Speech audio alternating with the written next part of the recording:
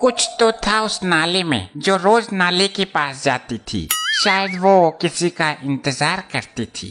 एक दिन छुप कर देख लिया, कमीनी नाले से मेंढक पकड़ कर खाती थी। वाह वाह वाह वाह, मजा आ गया महाराज जी। ए महाराज किसको बोला? कवि हूँ मैं, कवि बोल। ए क्या हो रहा है ये? कान खोल कर सुन लो। जब तक दरोगा यहाँ नहीं है मैं ही यहाँ का दरोगा हूँ। मेरी आज्ञा के बिना यहाँ कोई कुछ नहीं करेगा। अरे बेटा तुम कुछ बोल भी रहे हो, खाली मुंह हिला रहे हो। हमारे पल्ले तो कुछ पड़ ही नहीं रहा। अरे तू तो बहरा है, तेरे कानों की मशीन चटकी हुई है। हैं? क्या बोला? भटकी हुई है? अरे भटक क्यों रही है? मेरे बाहों में आजा, भटकना भूल जाएगी। कितना बदल गया संसार, हर जगह धक्का पेल है। मुझे तो लगता है इसके कानों की मशीन भी फेल है। हैं? क्या बोला? तेरी रखेल है? तेरी हिम्मत कैसे हुई इसको रखेल बोलने की? ए बुड्ढे, तू मुझे यहाँ थाने में भी बदनाम कर रहा है। पहले ही मुन्नी बहुत बदनाम हो चुकी है। बहुत गहरी है तेरी ये झील सी आंखें। तो इनमें डूब के मरेगा क्या? एक हिंदी कवि का अपमान करती है। तेरी हिम्मत कैसे हुई मेरी मुन्नी को हाथ लगाने की? रोको इन दोनों को। मैं कैसे रोक सकती हूँ? मैं तो एक अबला नारी हूँ, लेकिन तुम तो यहाँ के थानेदार हो, तुम रोको। लेकिन झगड़ा तो तेरे ऊपर हो रहा है ना। लुगाई कहीं भी पहुँच जाए, लेकिन झगड़ा करवाने से पीछे नहीं हटती। यही एक जगह रह गई तो यहाँ भी करवा दिया। के भाई क्या हो रहा है हमारी गैर हाजिरी में? कुछ नहीं सर।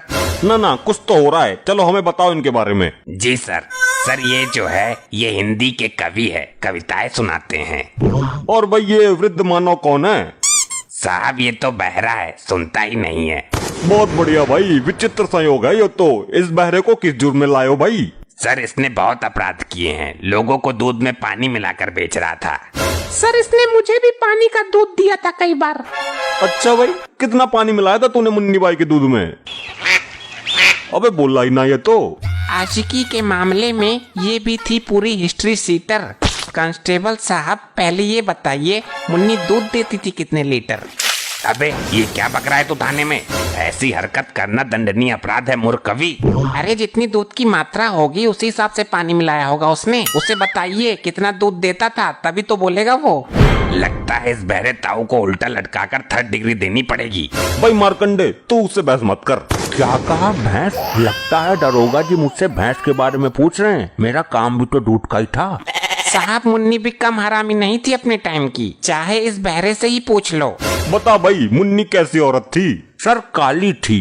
अबे दरोगा जी के सामने तो झूठ मत बोल कम से कम। मुझ पर ना जाने कितने फिदा हुए थे और कितने इस दुनिया से मेरे चक्कर में अलविदा हुए। अच्छा ये बताओ और क्या खासियत थी इसमें? साहब उसके पीछे एक लंबी पूंछ थी। हे राम, कितना झूठ बोलता है ये बुड्ढा। अच्छा और क्या देखा तुमने उसमें? सर वो दूध बड़े आराम से निकलवा लेती थी। एक टाइम में 8 लीटर दूध देती थी। क्या लगता है दिमाग बाथरूम में छोड़ आया है ये। नहीं, हे राम, मैं मर जाऊं। ए शांत खड़ी रहो वरना जमानत जब्त करवा दूंगा। ए भाई ये बकवास बंद करो और सच बताओ, वरना थाने में झूठ बोलने का तुम्हें बहुत बड़ा दंड मिलेगा। बेटा सबकी टांग उल्टी करके मारूंगा। साहब थाने आने से पहले जब मैं उसे अंतिम बार मिला तो वो 9-10 महीने की ज्ञापन थी। भाई हवलदार, इस बहरे ने मेरा दिमाग सुन्न कर दिया है। और इसको क्या हुआ है बता। सर अब इससे और कुछ मत पूछना वरना मैं बेहोश हो जाऊंगा इस बार। बिल्कुल सही कर रहा है हवलदार, उसको उधर खड़ा करो और इस कविराज को बुलाओ भाई। कोई दीवाना कहता है, कोई पागल समझता है। तो पागल तो तू है ही, इसमें समझना क्या है? देख लो सर जी, समझा लो इसे, ये मेरी कविताओं का अपमान है। शांत खड़ी रहो मुन्नी। एक कवि के लिए उसकी कविताएं औलाद से बढ़कर होती हैं। भाई कांस्टेबल, हमने यहाँ इसे कविता सुनने के लिए नहीं बुलाया है, उल्टा लटका कर पेलो इसे। सर इसका सबसे बड़ा अपराध ये है कि इसकी कविता सुनकर एक निर्दोषी प्राणी मारा गया। साहब ये बात गलत है इनकी। दूध तो बाकड़ी भैंस का ही अच्छा होता है। ये बहरा भी ना अपनी ताल अलग ही लगाता है। तो भाई ये बता, ऐसी कौन सी कविता सुनाई थी तूने जिसे सुनकर उस प्राणी की मृत्यु हो गई? साहब हुआ ये था कि मैं एक दिन कविता पाठ कर रहा था। कौन सी कविता थी ये बोलो। मैं मंच से बोल रहा था कि लगे 440 बोल्ट छूने से तेरे।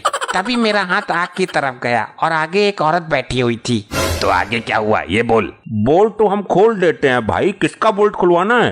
तेरे बाप का बहरे। क्या आपका? अरे तेरे तो सारे नट बोल्ट टाइट कर दूंगा मैं। भाई देख, दरोगा के सामने बदतमीजी की ना, तेरा सर सलाखों में दे मारूंगा मैं। आप रहने दीजिए सर। चल भाई तू आगे की कथा सुना।